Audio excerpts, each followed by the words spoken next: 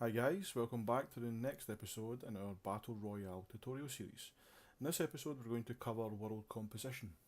Now, the reason why we're going to cover this today is because a lot of the Battle Royale games in the genre, such as PlayerUnknown Battlegrounds or H1Z1, they all have very large maps. Now, to optimise your map best, rather than having one large landscape, we can split this up into separate landscapes.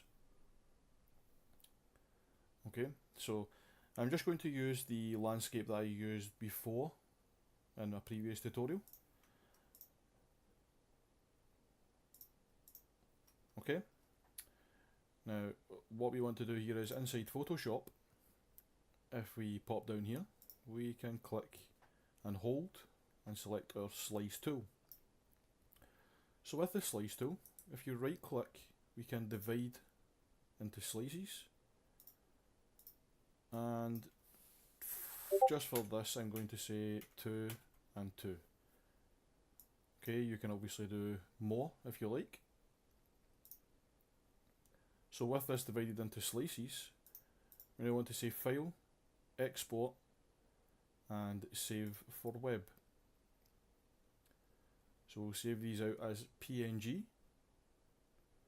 and if you just click them all, make sure they're all set to PNG. I think it's GIF as a default. So just make sure you click all your tiles and they're all set to PNG. We'll save this out. And I'm just going to save this out into a new folder called World Comp. Okay. And again, I'll say C World Comp. And we want images only, and save. So now, when we go into our folder, let me just navigate to the folder. Okay, we have this world comp folder with our images, and we have 1, 2, 3, and 4.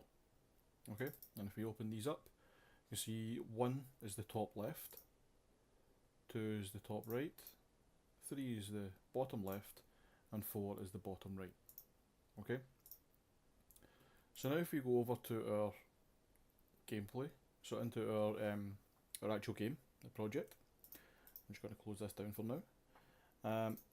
What we need to do is we need to set up our maps in a specific way that the gameplay map is separate from the rest. And the reason for this is when we use world composition, it picks up the relationship to every map inside the gameplay map. And because these are in the same folder, these have the same relationship.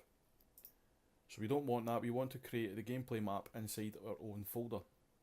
So what we'll do is, if we go to our content, and just right click, new folder, and we'll just call this gameplay. Okay, and we want to go to our maps, and let's drag the gameplay map into the gameplay folder. And we want to move here.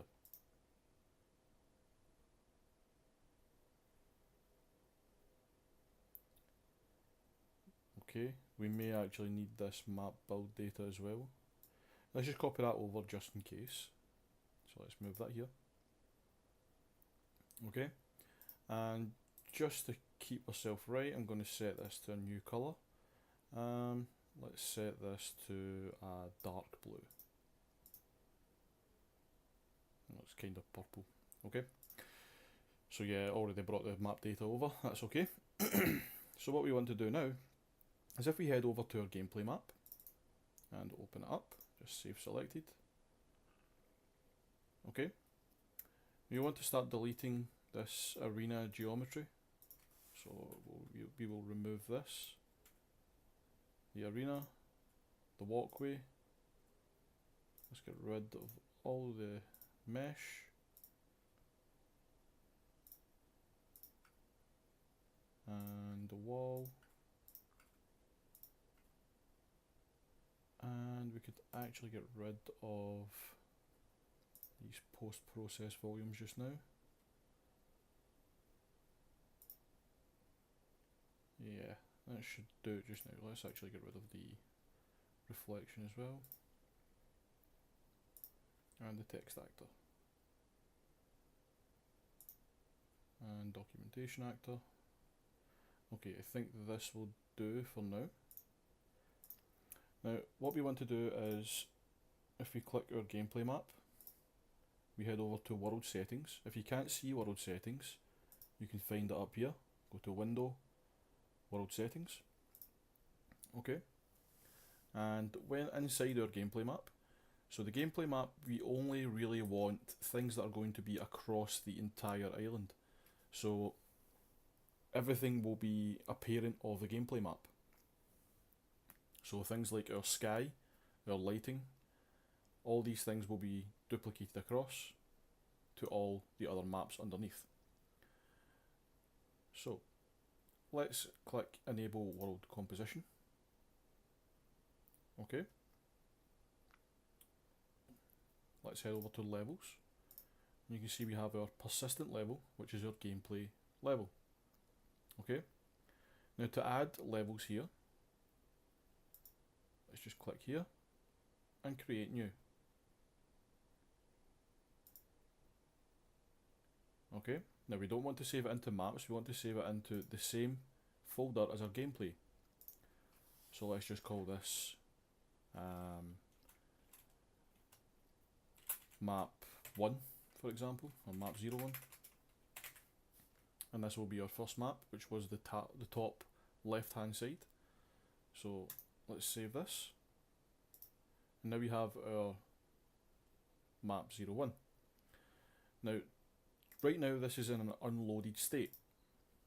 So if we want to load this map, we have to double click. Okay. Now inside this map, we then want to drop in our landscape. Import from file. And let's just select our file, which is in documents, tutorials, textures, world comp, images, and it's the top one. So 01. Okay. So now we have a preview of this. I can actually see that this may be a little bit too high, but for demo purposes, let's just continue with it. If you see that it is a little bit too high, just use the import Z, scale it down a little bit. I'll actually scale this down, in fact. Maybe too much. Let's say 60. Okay, and just hit import. Okay, so now we have the first part of our map done. Okay, now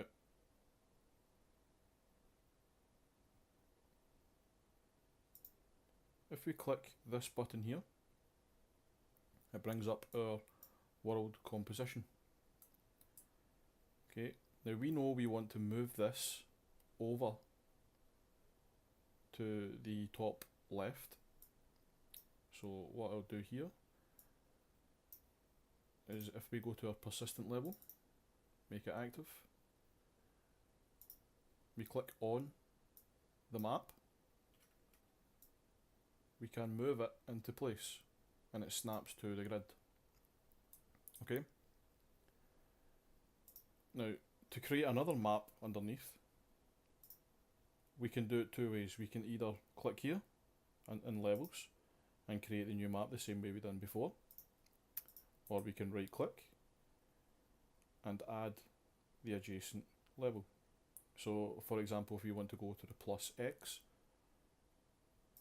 we could say plus X, and the gameplay will be, the map name will be map 02. Let's save that. You see we now have our map 01 and our map 02. Now we're still in the persistent level, so you would then just drag that to here. Okay, but we want to change out this landscape, so let's double click map 02 to make it active. Okay.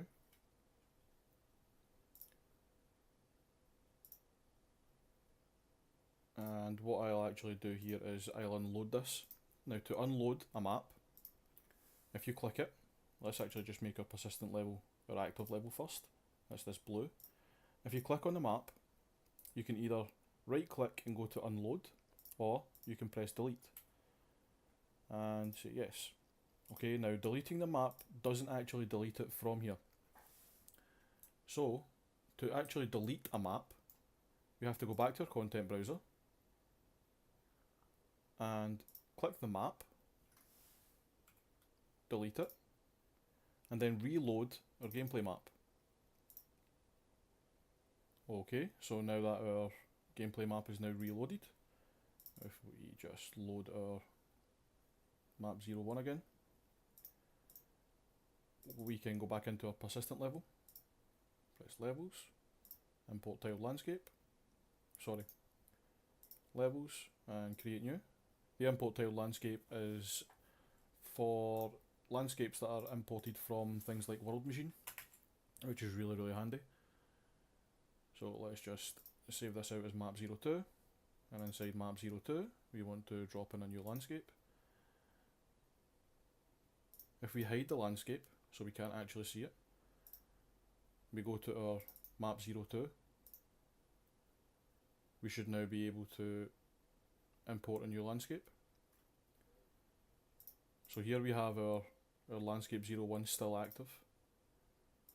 If we double click on our map 02 and just hide map 01 so we can now work on map 02, go to our landscape, import from file, and import the second one.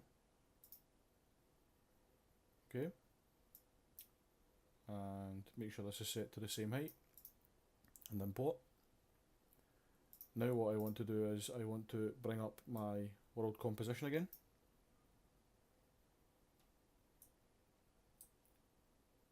Okay, and just pop this into place.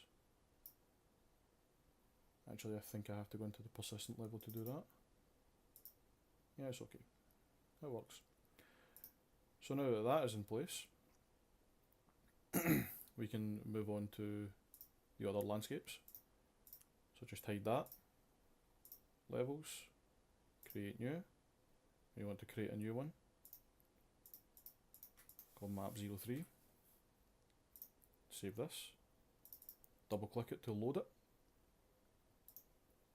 Import our landscape. Import. Open up the world composition again. Double click on our persistent level. Drag it into place. Okay. And let's just minimize that again. Same again. Make sure you're on the persistent level. Create new. Map 3. Let's go map 4. Double click it. Import your new terrain. Open. And import. And go to our persistent level. Open up world composition. And just drag this into place. Okay. So what this now allows you to do is work on specific areas of the map without having the rest of it streaming in the background. Okay. Now this now moves us on to level streaming. So right now these are all set to uncategorized, and if you hover over the top of it, you can see the streaming distance is 50,000 units. Okay. We can actually set up our own streaming distance, and we do that by, if you come up here to the plus, we can create our own streaming layer. So let's just say my layer, and you can have as many of these layers as you want. I'm going to set this to say 20,000 and create. Okay, so now we have it as my layer. We can then right click and assign to layer. So we can assign my layer, assign my layer, assign my layer, and again assign my layer. Okay. And now if you make them all visible, you can see you have your very large landscape. And inside your persistent level, if you scroll down, you should now be able to sculpt on to these landscapes. Okay. So if you select sculpt, select the landscape, and let's increase the brush size.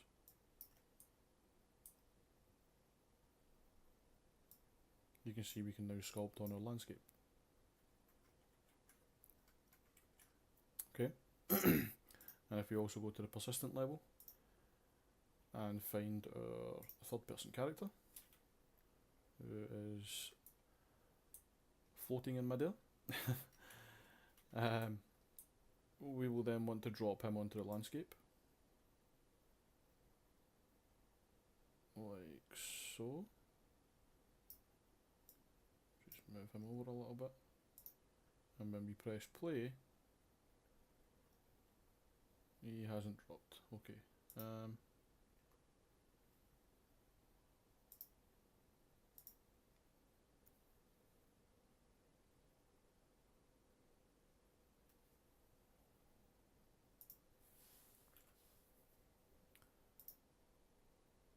Okay.